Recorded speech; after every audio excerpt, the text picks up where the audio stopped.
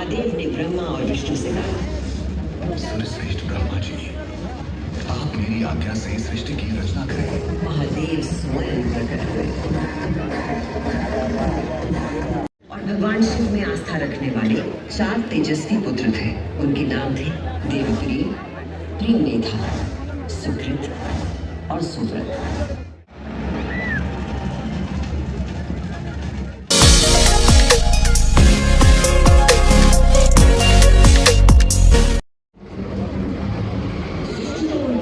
से बचाने के लिए और इन दोनों के विवाद को रोकने के लिए भगवान शिव को माया रचनी पड़ी और अकस्मात अग्नि की ज्वालाओं से लिपटा हुआ एक महान अग्निस्तंभ आकर स्थापित हो गया, जिससे दोनों देवताओं के दिव्यास्त्र स्वयं ही शांत हो गए।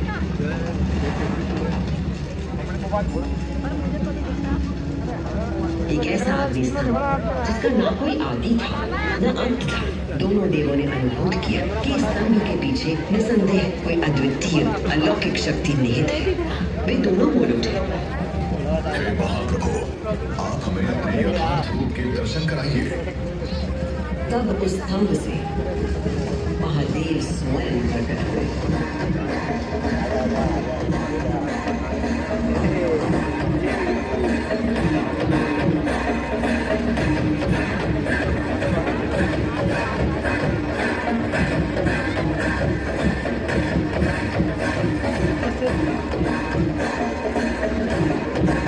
दिव्य और विराट रूप के पंचमुख थे और प्रत्येक मुख में 3 नेत्र प्रकाशित हो रहे थे। उनके भार पर चंद्रमा का मुकुट था और मस्तक पर जटा था और उनकी 10 भुजाएं थी। उनके अंग समस्त आभूषणों से सजे थे। उनके मस्तक पर भस्म का त्रिपुंड था।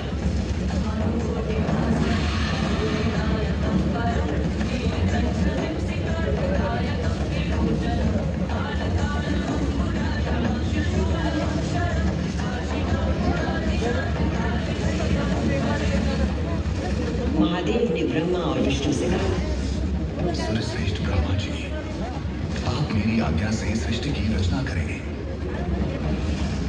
और सर्वश्रेष्ठ विष्णु जी, आप चल अचल जगत का पालन करें। मैं ही सृष्टि का पालन करने वाला और मैं ही सृष्टि का संधान करने वाला हूँ।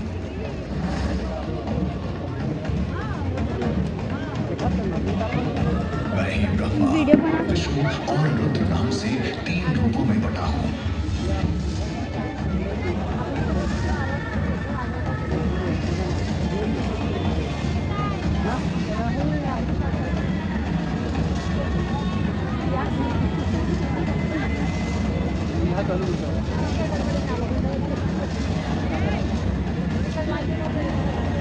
ये कहकर भगवान शिव स्वयं पृथ्वी पर लिंग के रूप में स्थापित हो गए। उस पल से इस लोक में लिंग पूजा का विधान प्रारंभ हुआ।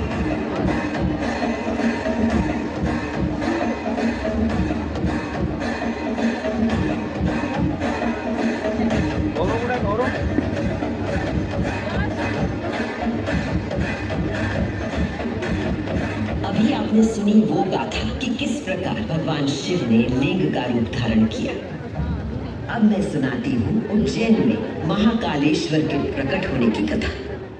उज्जैन नगरी में नित्य वेदों का अध्ययन करने वाले एक ब्राह्मण देवता रहते थे। उनका नाम वेदप्रिय था। वेदप्रिय प्रतिदिन पार्थिव शिवलिंग बनाकर उसकी पूजा करते थे। वेदप्रिय के शिव पूजा पारायण और भगवान शिव में आस्था रखने वाले 4 तेजस्वी पुत्र थे। उनके नाम थे देवप्रिय, प्रियमेधा, सुकृत और सुव्रत। चारों सद्गुणों में अपने धार्मिक पिता से कम न थे। दिनों दिन उनके सद्गुणों में अभिवृद्धि होती रही, जिसके कारण अवंती नगरी उनके ज्ञान के तेज से प्रकाशित होने लगी। उसी समय दूषण नाम का एक असुर प्रजापति ब्रह्मा की उपासना में लगा।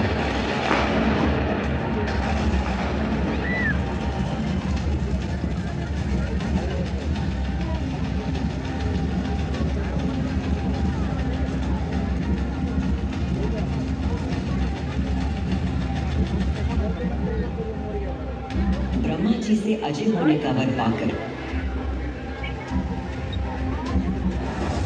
दूषण वेद, धर्म और धर्मात्माओं पर आक्रमण करने लगा।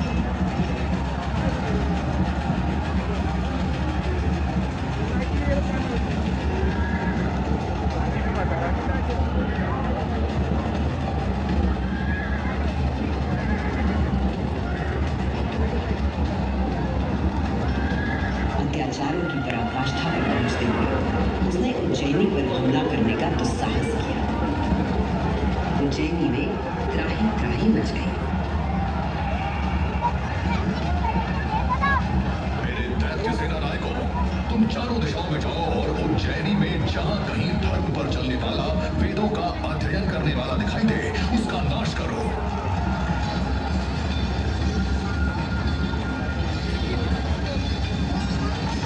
उस असुर से यदि कोई भयभीत नहीं था तो वो थे वेदप्रिय के चारों शिव भक्त पुत्र। नगर को भयाक्रांत देख उन चारों ने उज्जैनी के नागरिकों को आश्वासन दिया। उज्जैनी के नागरिकों, आप सभी अपने भक्तों पर सदा कृपा करने वाले भगवान शंकर पर विश्वास रखें और उनका ध्यान करें। भगवान सबकी रक्षा करेंगे।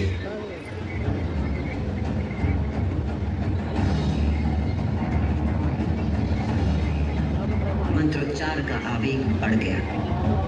देवप्रिय और उनके पुत्रों के संग उज्जैन के सभी नागरिक भी जाप करने लगे।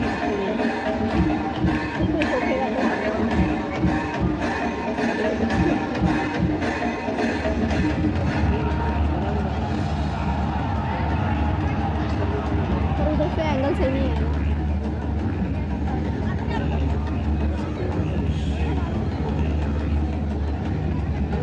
इतने में असुर दूषण अपनी सेना के साथ वहां पहुंच गया और उसने वेदप्रिय के पुत्रों को देख अपने सैनिकों को आज्ञा दी।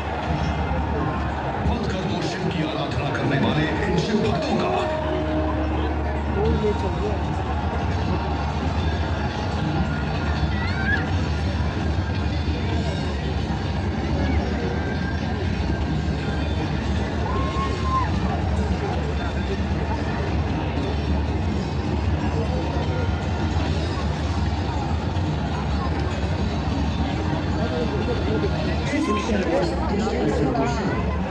निर्दोष व्यक्तियों की हत्या का आदेश दिया।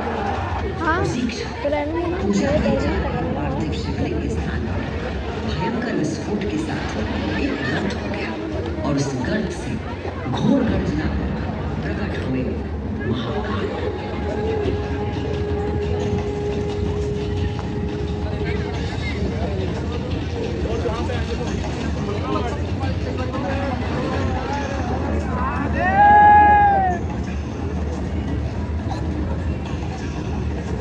दूषण, मैं सत्पुरुषों के लिए आश्रयदाता हूँ और तुझ जैसे दुष्टों के लिए महाकाल हूँ। ये शिव का वो रूप था जो काल के परे था, जो संहार करता भी था और सृजन करता भी। महाकाल के प्रकोप से दूषण का नाश हुआ और उज्जैन में एक बार फिर से शांति स्थापित हो गई। उज्जैनी के लोगों की आस्था से प्रसन्न भगवान महाकाल ने उन्हें वरदान मांगने को कहा। उज्जैन के निवासियों ने भगवान महाकाल को उनके भक्तों की रक्षा करने के लिए उसी स्थान पर सदा के लिए विराजमान होने को कहा। तब देवादिदेव उज्जैन में विराजमान हो गए और वहां चारों ओर की एक एक कोस भूमि ज्योतिर्लिंग रूपी भगवान शिव का स्थल बन गई।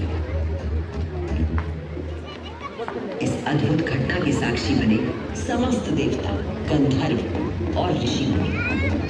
उज्जैन का वातावरण दिव्य ध्वनियों और मंत्रों से गूंज उठा।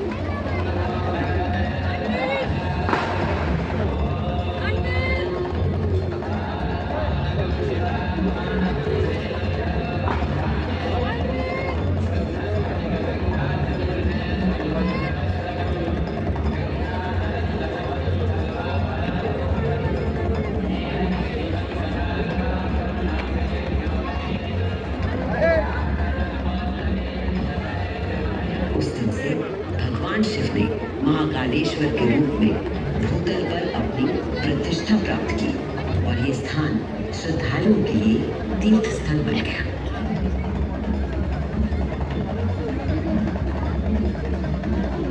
शिव पुराण में 12 ज्योतिर्लिंगों में से एक महाकालेश्वर ज्योतिर्लिंग। यहाँ की भस्म आरती विश्व प्रसिद्ध है।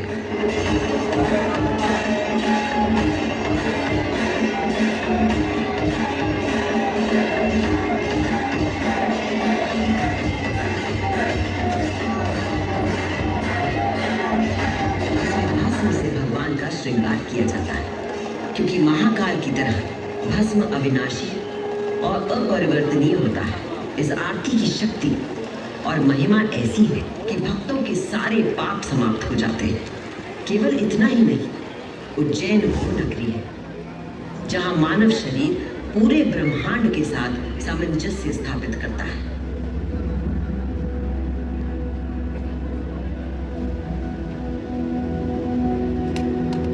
यत् पिंडे तत् ब्रह्मांडे, अर्थात जो कुछ मानव शरीर में है वही ब्रह्मांड में भी विद्यमान है।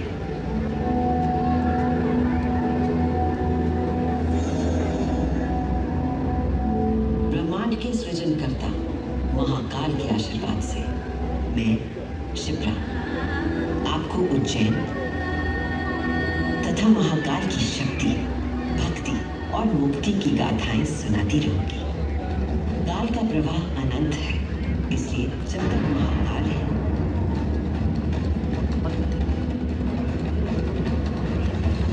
मैं यूं ही उज्जैन की स्मृतियों को अपने अंक में समेटे बहती रहूंगी।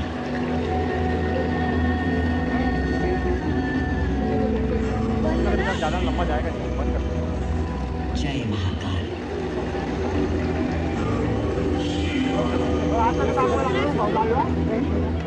चलो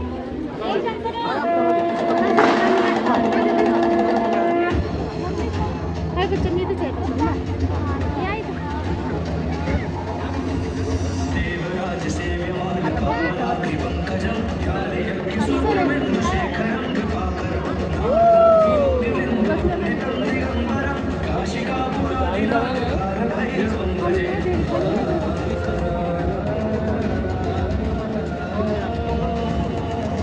Kita